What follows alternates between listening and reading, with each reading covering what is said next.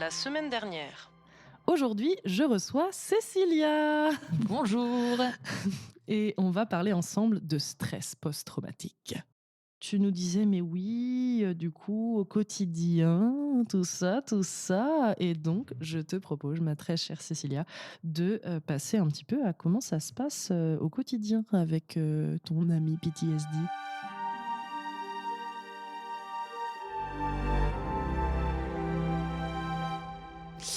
Ok, au quotidien, au quotidien, je dirais qu'il y a encore des résurgences de mon PTSD, c'est-à-dire que c'est surtout mes TOC qui m'handicapent le plus et mon anxiété, donc les deux vont de pair, ils se serrent la main là bien fort. Et donc je dirais que quand il y a quelque chose d'inhabituel ou quand quelqu'un ne répond pas au téléphone. Enfin, j'ai beaucoup d'anxiété due à mon téléphone, justement, ce que j'essaye de travailler. Donc, voilà. Je dirais que je peux avoir encore cette montée d'anxiété. Donc, je dirais qu'au quotidien, ce qui m'handicape le plus, c'est ça. Et aussi, quand je regarde certaines séries ou films, d'ailleurs, pendant l'année où j'ai été très, très malade, je n'ai pas du tout regardé de séries ou de films parce que j'étais tétanisée à l'idée même de pouvoir voir une mort impactante à l'écran. Donc ça aussi, C'était pas du tout le moment de regarder Bambi, quoi. Ah, non, absolument pas. C'était vraiment pas le moment. Le petit watching là, non, c'était pas le moment. Mais du coup, oui, j'arrive à revivre, on va dire, au quotidien de manière normale en regardant des séries, en faisant toutes ces choses que je faisais avant sans y réfléchir, mais que maintenant je médite un peu plus, mais beaucoup moins. C'est-à-dire maintenant, je me lance une série sans me poser la question de est-ce que quelqu'un va mourir. T'arrives à faire la part des choses entre les personnages fictifs Oui. et la vie réelle. Tout à fait. Alors qu'avant, ça m'aurait mis dans un état pas possible. Là, j'ai encore quand même des petits pics en mode ah, ça me fait un petit truc. Mais c'est pas la crise de panique où je me roule par terre comme c'était avant, quoi. Donc, je dirais que comment ça m'impacte au quotidien, c'est que des fois j'y pense parce qu'il y a des choses qui m'y ramènent.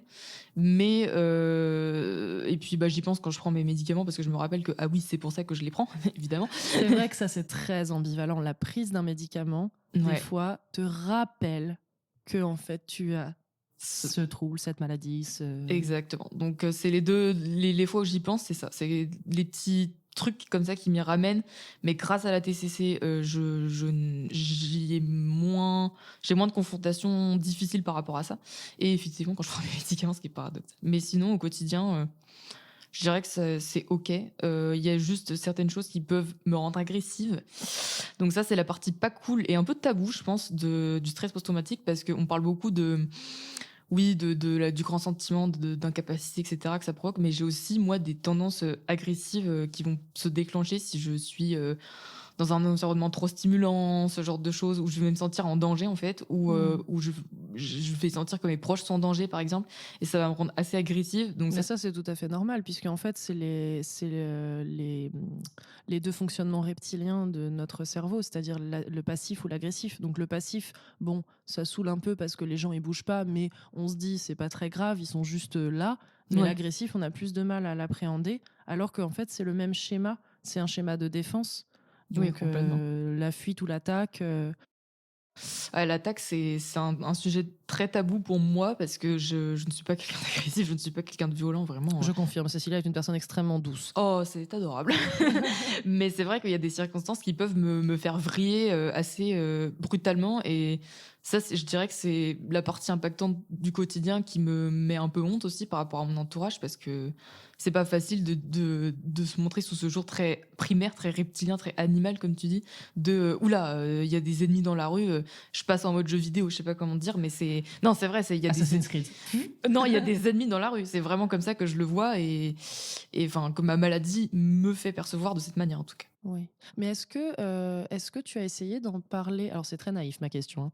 Est-ce que tu as essayé d'en parler justement à ces personnes de ton entourage pour les prévenir que s'il se passe quelque chose qui déclenche, ça te fait devenir comme ça, mais ce n'est pas un état que tu contrôles. Et du coup, dans ce cas-là, ils peuvent peut-être t'aider à diminuer ce côté agressif artificiellement Oui, tout à créé fait. par l'anxiété, quoi.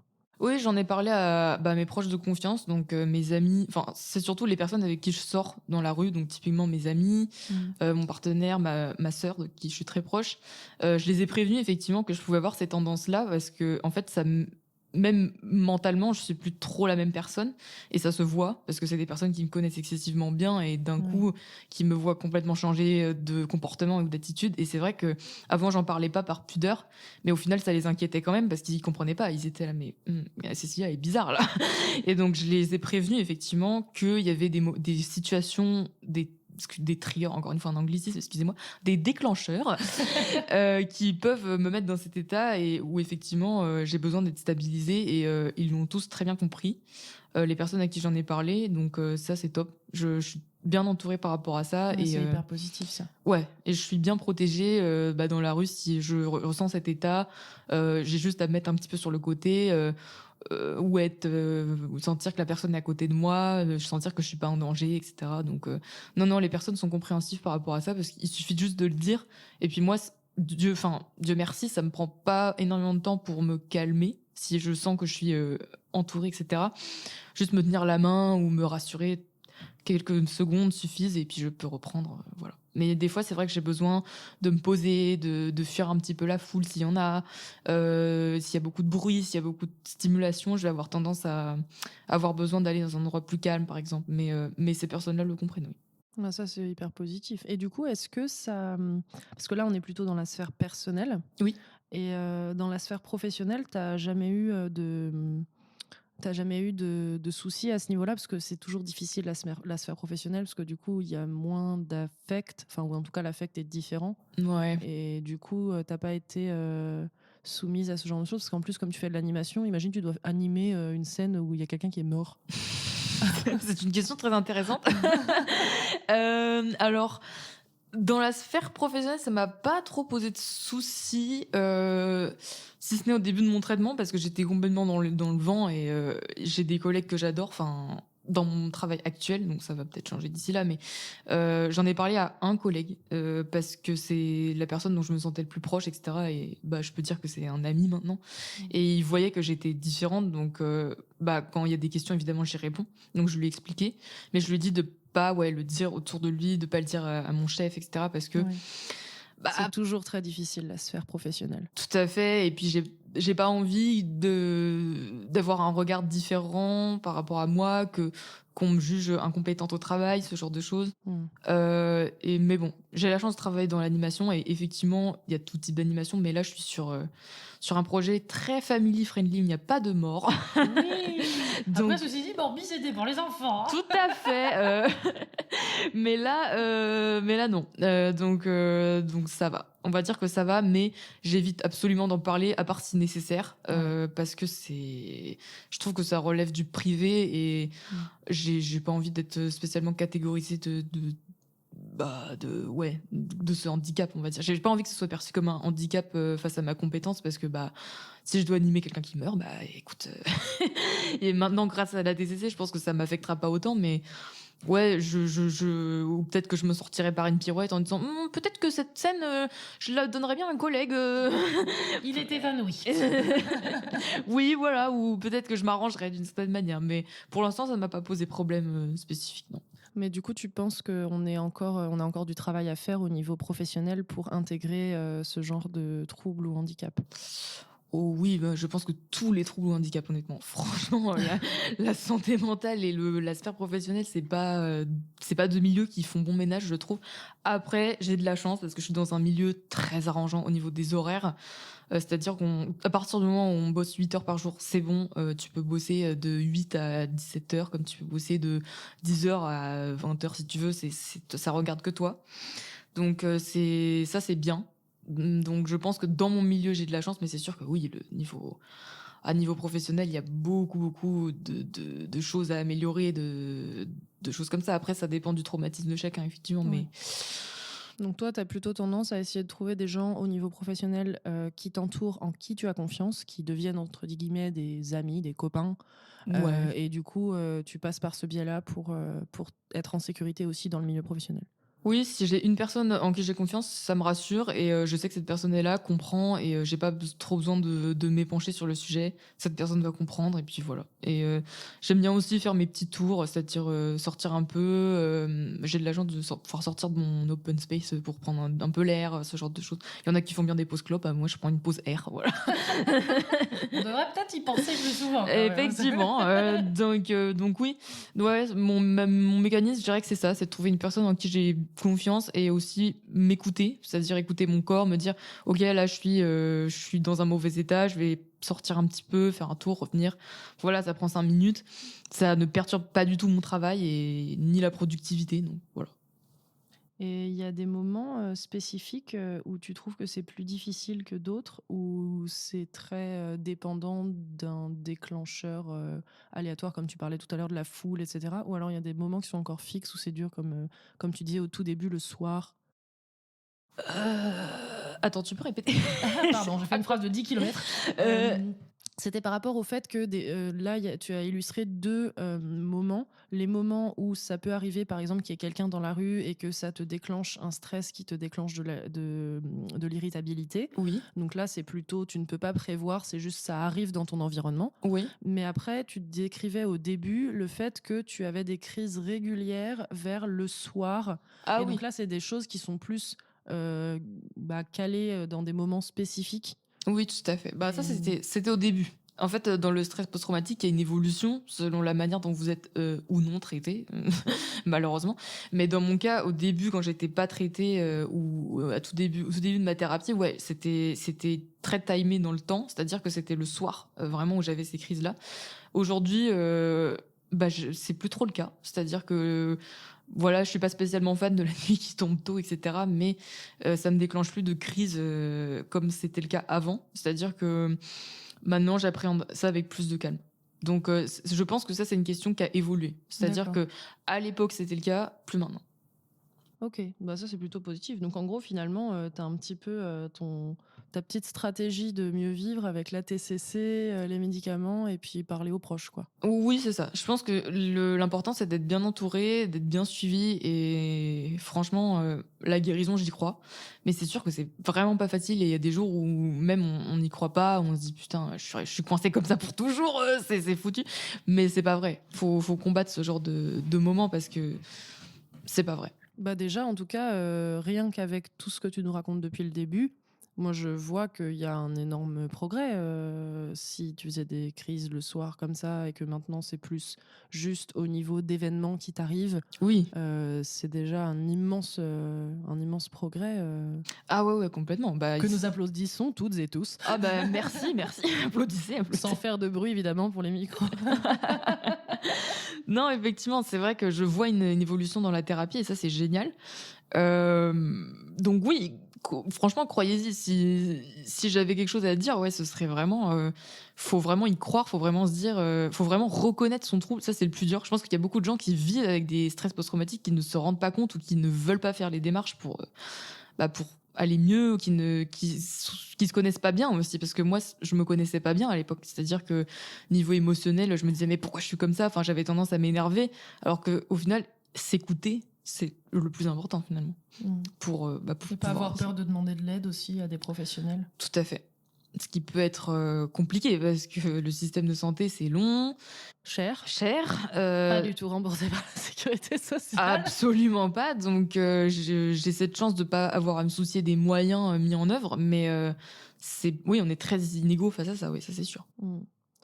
Et en termes des autres, entre guillemets, donc si on axe un peu notre regard plus sur comment toi tu te sens à l'intérieur, quelles sont ta façon de voir et de gérer tout ça, si on se place un peu du côté de tous les gens qui gravitent autour de toi, est-ce que tu penses que ta famille ou tes collègues, tes amis, la manière dont ils perçoivent ce trouble-là, est-ce que tu penses qu'ils ont bien compris?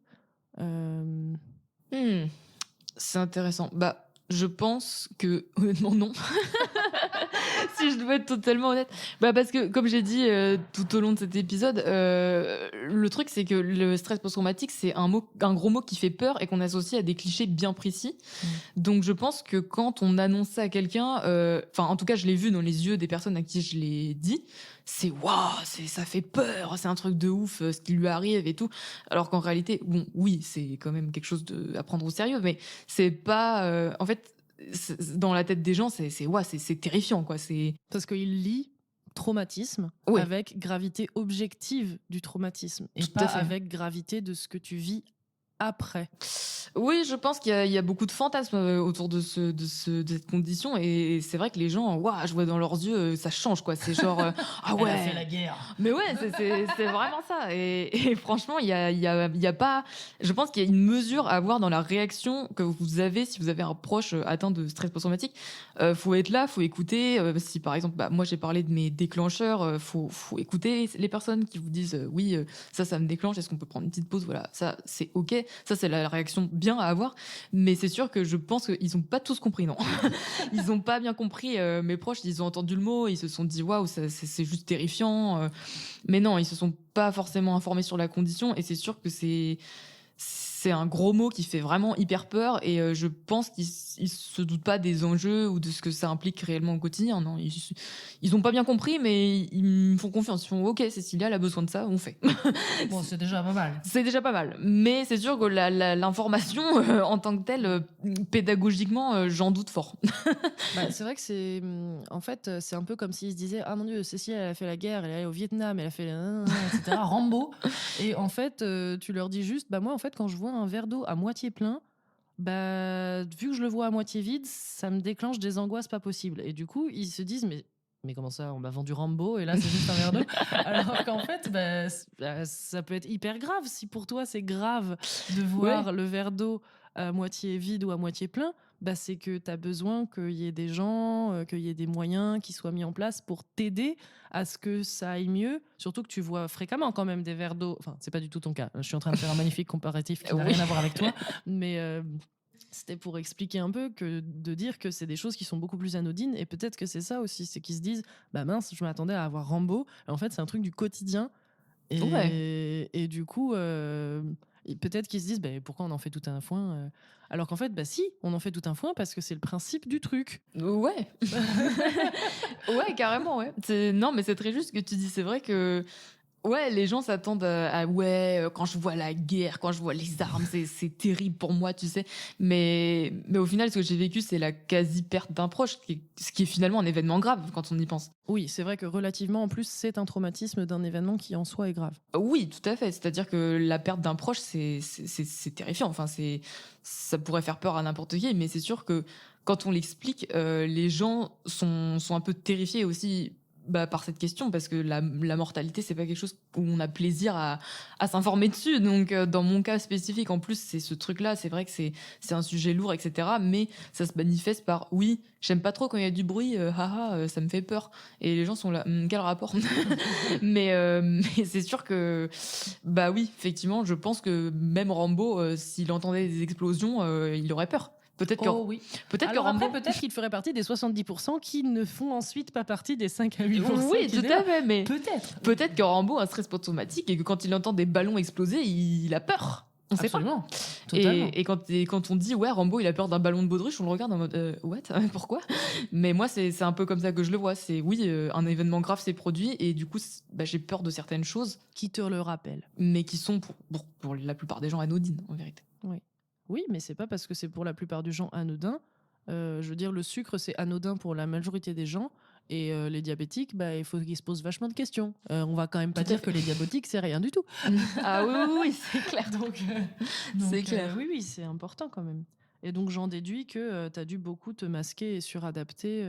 Oh oui. Oui. Au début, je le disais à personne, vraiment personne, parce que j'avais honte, j'avais culpabilité que je portais par rapport à ma mère, tout ça, blabla. J'ai déjà parlé de ça.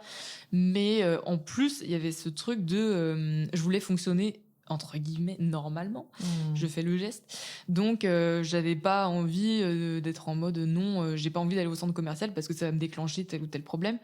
Non, j'avais pas envie. J'avais pas envie que les gens me voient comme différente, etc. Donc oui, j'ai pas menti, mais en fait, c'était impossible de mentir parce que les gens voyaient. Comme j'ai dit avant, les gens avec qui je sors, c'est des amis, des proches qui me connaissent et ils voient mon changement de comportement, de visage, etc. Et ils me voient frise et ils sont là, qu'est-ce qui se passe?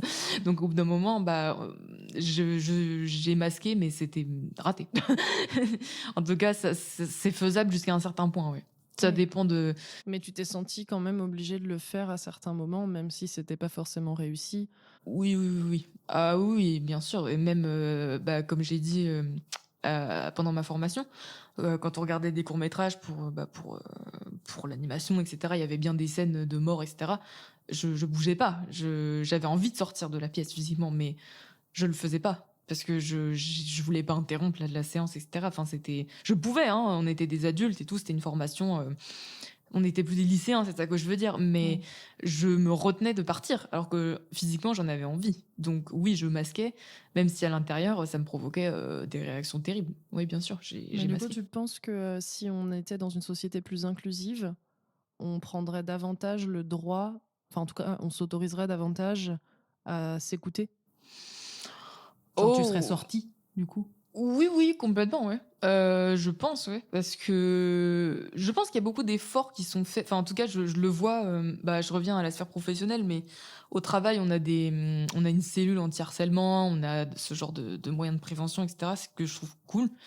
Après, c'est sûr qu'il y a beaucoup à faire, et puis il y a tellement de troubles et de choses à prendre en compte, machin, d'histoires personnelles et tout. Enfin, je me dis, c'est difficile d'accommoder tout le monde, mais c'est sûr que.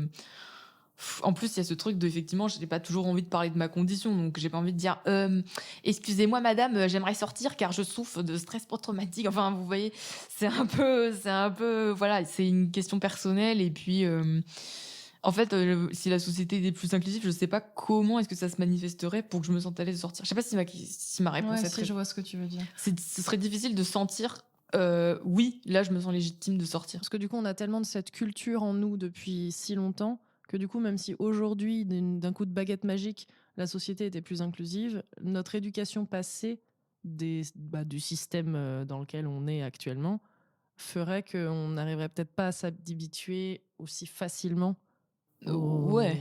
à cette nouvelle société.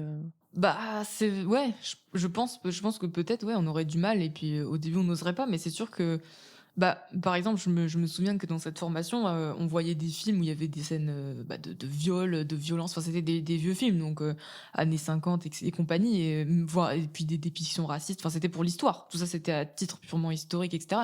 Mais je me dis, ça aurait pu déclencher des choses chez certaines personnes. Et moi, je pense que juste dire attention, voilà, s'il y a des gens qui sont sensibles à ça, voilà, attention, il va y avoir ça, ou des scènes très gore. Enfin, on a dû regarder des extraits où j'étais là, je suis assez sensible à tout ce qui est gore, pas lié à mon stress post-traumatique, mais à titre personnel.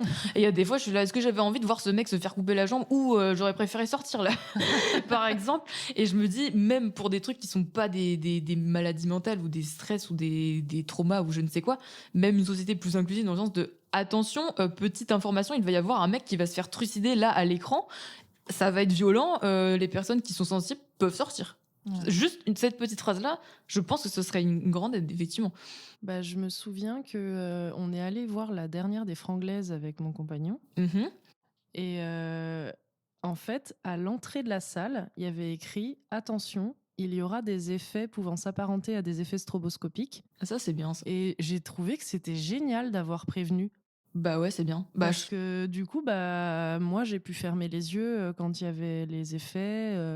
Ah ouais, clairement. C'était épileptique. Je trouve que c'est même de la santé publique, parce que t'imagines des personnes qui font des crises d'épilepsie à cause des films. Enfin, c'est horrible. Et puis c'est un coup de poker. Tu te dis putain, je vais entrer voir ça. Je sais pas sur quoi je vais tomber. Je sais pas sur quel contenu potentiellement. Enfin, juste dire, pas besoin d'entrer dans les détails et d'en faire un pataquès, mais juste un petit carton en mode attention, il y a ça. Voilà. Après, chacun prend sa décision et chacun juge le taux. Oui, c'est ça. Ça dépend aussi des jours. Il y a des jours où, par exemple, je peux plus encaisser que d'autres. C'est-à-dire qu'il y a des fois, ça va pas forcément m'affecter. Il y a des jours où je suis plus fragile. Le stress post-traumatique, c'est aussi quelque chose qui fluctue beaucoup. Donc, il y a des jours où ça va moins me poser problème que d'autres. Mais il y a des jours où, effectivement, dans ces cas-là, j'aurais bien aimé ne pas assister à ça forcément, quoi. De pouvoir choisir finalement, parce que du coup, si c'est écrit avant, tu peux choisir. Ouais, tout à fait. Mais c'est des choses basiques, mais je pense qu'ils seraient ouais, bien dans une société plus inclusive. Je pense que juste prévenir, finalement, ça suffit. Mais c'est vrai. Mais souvent, moi, je regarde des courts-métrages de l'ESMA, l'école supérieure des métiers artistiques, un truc comme ça. Je crois. Et en fait, avant les courts-métrages, il y a les disclaimers. Il va y avoir beaucoup de sang ou machin. Il peut y avoir des effets lumineux, nanana. Et à Ouais. chaque fois, s'il y a quelque chose, c'est écrit devant. Donc je pense que ça commence à rentrer un peu dans les mœurs de prévenir. Ouais, complètement, ouais. Mais, et je pense que c'est très bien parce que comme ça, au moins, les gens peuvent choisir si oui ou non ils le font. Au moins, c'est écrit. Ouais, c'est ça. Je trouve que c'est bien. Et puis, il y a aussi ce truc de, t'as été prévenu, tu savais qu'il y avait ça, et puis t'as pris ton choix comme une grande fille, un grand garçon, peu importe, une grande personne. Donc, moi, je pense que c'est bien de prévenir. Et c'est vrai que de plus en plus, ça rentre dans les mœurs, surtout dans les films, les débuts de jeux vidéo, ce genre de choses. Il y a beaucoup plus d'accommodations qui sont faites par rapport à ça. Ça touche surtout aux médias, mais c'est sûr que dans mon cas précis, attention, il va y avoir de la foule. Enfin, voilà, quoi. Je sais à quoi je m'expose en allant dans certains endroits, on va dire. Donc, On peut pas jouer aux Lemmings. Voilà. donc, techniquement, par rapport aux médias, je trouve que ça, c'est cool. Oui, parce que PG-13, enfin, tous les trucs liés à l'âge, ça sert à rien. Non, ça explique rien. Parce que, on peut très bien avoir 50 ans et avoir des problèmes de stress, ou d'angoisse, ou juste des sensibilités visuelles pour les effets et tout. Ah, complètement, et avoir 15 ans et avoir aucun problème. Ah, mais clairement, l'exemple de ma mère, tiens, parlons d'elle, mais elle regarde pas les films moins de 16 ans, parce qu'elle sait que c'est des films d'horreur, et elle a très peur de ça. Donc, dès qu'elle voit le sigle moins de 16 ans, elle le regarde pas. Et je trouve ça bien, mais si, en fait, elle a peur de certains trucs spécifiques, genre les démons, et s'il y avait juste marqué, attention, ce film contient ça, peut-être qu'elle regarderait plus. Oui, parce qu'au moins ce serait dit dedans, parce que moins de 16, ça n'a pas trop de sens. Non, ça n'a aucun sens. Enfin, ça peut être des scènes suggestives, comme ça peut être gore, comme ça peut être du surnaturel, ça peut tout et rien dire. Genre. Mais je pense que j'ai l'impression que Netflix fait pas mal d'efforts par rapport à ça en ce moment. Enfin, je vois beaucoup de séries où il y a écrit attention, épisode contenant automutilation, ce genre de choses. Enfin, ouais, et ça, je pense que c'est bien aussi, parce qu'il y a beaucoup, pour pouvoir aider les plus jeunes qui ont des difficultés aussi, de l'anxiété ou des choses comme ça. Ouais, complètement. Et comme tu dis, il y a des gars de 15 ans qui regardent tous les sauts à la chaîne et ça leur fait rien. Et je suis là, surtout le 6e opus, mon préféré. Je n'ai pas regardé Saut pour des raisons évidentes. Moi non plus, jamais, mais c'est juste que saucisse, moi, ça me fait beaucoup rire. J'adore qu'on ait placé la saucisse dans cet épisode, c'est magnifique. mais oui, à qui ça ne fait rien. Et effectivement, c'est à toi-même de juger avec ton bon sens. Mais ouais, la prévention, c'est bien. Ouais, c'est un bon mot. Et d'ailleurs, sur ces bons mots, est-ce qu'on continuerait pas à dire des mots positifs, ma chère Cécilia ? Parce que, effectivement, c'est un trouble très difficile à vivre, qui t'a posé beaucoup de soucis et qui est encore difficile aujourd'hui. Mais je suis sûre que ça a quand même pu t'apprendre des choses sur toi-même. Et qu'est-ce que tu pourrais nous dire justement si on essayait de mettre un peu en lumière la part positive de ça ? Oh, la part positive. Alors, je dirais que ça m'a fait grandir de manière émotionnelle par rapport aux questions de la mort. Donc, en fait, j'ai pu vraiment me poser, savoir ce que je pensais de ce sujet, qui est un sujet que la plupart des gens évitent, à juste titre, parce que la mortalité, c'est pas quelque chose à laquelle on veut penser, vraiment, je pense, de manière générale. Et j'ai pu vraiment me poser, y réfléchir et grandir par rapport à ça. Donc, c'est-à-dire notamment via la spiritualité. Après, attention, ne rejoignez pas de secte, les enfants. Mais par rapport à toute spiritualité qui vous convient ou des moyens d'expression différents, je dirais, ça m'a permis d'y penser et de mieux l'appréhender. J'ai pu aussi me rendre compte que j'étais quelqu'un de courageux, d'indépendant, parce que j'ai toutes les démarches que j'ai faites pour me faire diagnostiquer, me faire médicamenter, c'est moi qui ai pris le parti de me dire là ça va pas, là je ne suis plus moi-même, je dois faire quelque chose. Et j'ai aussi pu utiliser de mon bon jugement pour prévenir les personnes que je jugeais dignes de confiance. Je pense notamment au travail avec le collègue susnommé. Bah, c'est pas facile de choisir quel collègue prendre pour parler de ça. Donc moi je voulais pas que toute la boîte le sache, etc. Donc ça m'a permis d'affiner mon jugement des gens aussi. Et, euh, et aussi de mieux m'écouter, ce qui était quelque chose que je faisais pas, parce que j'ai tendance à beaucoup refouler mes émotions. Donc maintenant, au lieu de me dire c'est bizarre, je suis très énervée, bah maintenant je m'assois et je me dis mais pourquoi. Et rien que de se dire mais pourquoi, ça calme l'enfant intérieur. Je sais pas, c'est l'enfant intérieur, l'enfant indigo, tout ça. J'ai l'impression d'être dans les bails bizarres là, mais non, juste s'écouter, c'est quelque chose que je faisais jamais, et là ça m'a forcé à le faire, ça c'est sûr.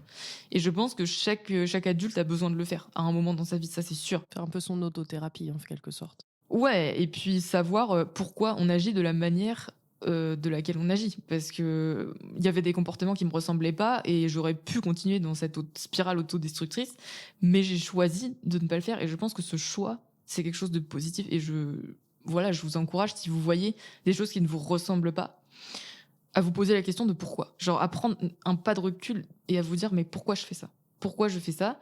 Et des fois, il y a des situations, comme tu disais, de automutilation déguisée. Enfin, Ça reste de l'automutilation. Voilà. C'est juste que ça ne marque pas. Exactement. Je faisais exprès un peu de prendre de l'alcool, de mélanger, de faire des potions magiques que je ne recommande pas. Des fois, je prenais des pas de recul et je me disais attends, pourquoi tu fais ça ? Pourquoi est-ce que tu fais cette potion magique là de tous les médicaments qu'il faut pas mélanger ensemble ? Pourquoi ? Et rien que de se poser, de se dire pourquoi, généralement ça arrête l'action parce qu'on se rend compte que c'est toujours pour une mauvaise raison. Enfin, en tout cas dans mon cas et avec un peu de pratique. Je dis pas que ça vient tout de suite. Oui, dans tous les cas, ça demande toujours du temps de pouvoir mieux se comprendre. On ne se comprend jamais 100%, hein, mais en tout cas, on est la meilleure personne placée pour le faire. Oh oui, complètement. Et ça m'a permis, ouais, je dirais, de m'écouter, et puis de croire dans le futur, ce qui peut être paradoxal quand on est atteint de ce genre de trouble, parce que c'est quelque chose qui vient du passé, qui nous empêche d'avancer, qui nous tire toujours vers le passé. Mais moi, vu que je vois des améliorations, j'encourage tout le monde à penser comme ça. Faut dire que c'est possible de s'en sortir. Enfin, en tout cas, je suis sur ce chemin. Je n'en suis pas sortie, mais je suis sur le chemin. C'est beau ce que tu dis, hein. C'est très beau. Et du coup, est-ce que tu aurais un petit mot à dire à quelqu'un qui découvrirait ce genre de diagnostic aujourd'hui ? Oui, bien sûr, je dirais n'aie pas peur. Déjà parce que moi c'était la première réaction, j'étais un peu waouh, oh là là, je suis Rambo. Donc ouais, la première réaction, première chose, je dirais n'aie pas peur. Fais-toi confiance, fais-toi aider et sois honnête envers toi-même, envers les autres, et dis ce que tu as envie de dire surtout. Genre ne te force à rien, parce que y a des personnes qui vont te dire mais si, fais ça, fais ça. Enfin, écoute-toi, mais ne reste pas seul. Surtout, je pense que la solitude, ça amplifie fois 10 000 le stress post-traumatique, et j'ai la chance d'avoir un entourage qui m'écoute, qui est compréhensif et qui m'aide à ajuster. Donc c'est vraiment c'est dur parce que tu as envie de te recroqueviller sur toi-même, mais vraiment ne reste pas seul, et à ton rythme va vers le bien. Sur ton chemin. Voilà, sur le chemin, le temps qu'il faudra, les méthodes qu'il faudra pour telle ou telle personne, parce que je suis personne pour dire quelle méthode, mais voilà, fais les choses pour toi, et petit à petit tu verras que ça ira mieux. Voilà. C'est si beau ce que tu dis. C'est la base, hein. Ma chère Cécilia, nous arrivons à la fin de ce podcast. Oh là là, déjà. Le temps passe si vite avec vous. Oh, mais quelle flatterie. Et j'aimerais laisser une petite impression un peu douce, comme ces derniers mots là que tu viens de nous dire. Est-ce que tu aurais par hasard une phrase, une œuvre, une musique, quelque chose qui représenterait un peu ton rapport au stress post-traumatique ? Alors moi, ça va être un peu un choix audacieux, ça va être un jeu. C'est Disco Elysium. Voilà, si vous ne connaissez pas ce jeu, en fait, vous incarnez le rôle d'un policier qui ne se souvient de rien parce qu'il a fait une giga cuite parce que ça n'allait pas du tout dans sa vie. Et en fait, c'est quelqu'un de très socialement inadapté et qui se remet d'un stress post-traumatique justement et qui réapprend tout de la vie parce qu'en fait, il a tout oublié, littéralement tout. Donc, il réapprend le monde dans lequel il vit, il réapprend à faire des choses aussi simples que cuisiner, que parler à des gens de manière normale, je mets des guillemets. Et tout au long de cette aventure, vous êtes suivi par un collègue à vous qui est une oreille très attentive et qui, à la fin du jeu, peu importe ce que vous faites, même si vous êtes la pire personne dans le jeu, vous défendra. Et je trouve que c'est une œuvre qui, moi, m'a marqué pour ça, parce que ça prouve que les gens sont généralement bienveillants. Même si vous êtes la personne la plus bizarre et excentrique qui soit, comme le protagoniste de ce jeu, il y aura des gens pour vous épauler et il y a un futur possible. Voilà. Même si vous êtes si vous n'êtes pas forcément la meilleure personne, même si vous avez fait des actions ou qu'il vous est arrivé des choses, il y aura des gens pour vous écouter, il y aura des gens pour vous soutenir. Bon, le jeu est beaucoup plus nuancé que ça. C'est un jeu très long, c'est un jeu de nerd, mais C'est un jeu de plateau ou un jeu vidéo? c'est un jeu vidéo c'est un jeu indépendant, c'est un jeu d'enquête, voilà. Mais le personnage principal souffre de stress post-traumatique, à mon sens. Hein, c'est pas canon ou quoi, mais c'est clairement ce qui s'y apparente le plus. Et je trouve que c'est une très bonne représentation de la chose. Bon, voilà, le personnage est un peu vous le découvrirez. Il est fou un peu, mais d'une manière où c'est relatable, on va dire. Voilà. C'est marrant que tu donnes un jeu vidéo parce que du coup, ça m'a fait penser là à l'instant à un jeu indépendant également qui s'appelle Limbo. Ok. Et c'est une silhouette noire en fait qui ne peut que avancer et qui doit fuir des trucs qui font un peu peur. Oh. Genre une araignée, genre un rocher qui va s'écraser, etc. Et il ne peut que avancer. Et du coup, si tu meurs, tu es obligé de recommencer là où tu étais et essayer d'aller jusqu'au bout. C'est Et fou. du coup, ça me fait un peu penser à ça avec les peurs du passé quand tu disais que c'était plutôt tourné vers le passé, le stress post-traumatique, que ça essayait de nous tirer vers là-bas, mais qu'on essaye d'aller de l'avant, C'est vrai. etc. Dans un monde un peu en noir et blanc, où on ne sait pas trop quoi faire. C'est Et, clair, ouais. du coup, voilà, c'est probablement complètement aléatoire, mais c'est un petit ressenti là que j'ai eu Ah non, c'est pas quand tu as aléatoire. parlé de jeux vidéo, ça m'a fait penser à ça. Bah non, je trouve que c'est très pertinent. Ça fait vraiment penser. C'est pas du tout le même style de jeu, mais c'est foncièrement ça. Ouais, t'es toujours tiré en arrière par des trucs et puis petit à petit tu deviens plus fort et tu les combats. Je pense que c'est une bonne définition. Ouais. Mais jouer à Disco Elysium, c'est vraiment bien et je trouve que c'est une belle représentation et ça montre qu'il y a des proches qui peuvent être là pour vous. Et je trouve que c'est une belle autothérapie ce jeu. Voilà. Enfin, en tout cas, moi ça m'a fait cet effet-là. Eh bien, on espère que plein de nos auditoristes vont être Charme. enthousiasmés par ce jeu. J'espère aussi. Eh bien, ma chère Cécilia, je crois que it is time. Eh bien, soit. Je te remercie beaucoup, en tout cas, d'être venu nous parler du stress post-traumatique. C'était vraiment un plaisir. Bah, c'était un plaisir partagé. Merci beaucoup de m'avoir invité sur l'émission Delphine. C'est adorable. Un plaisir.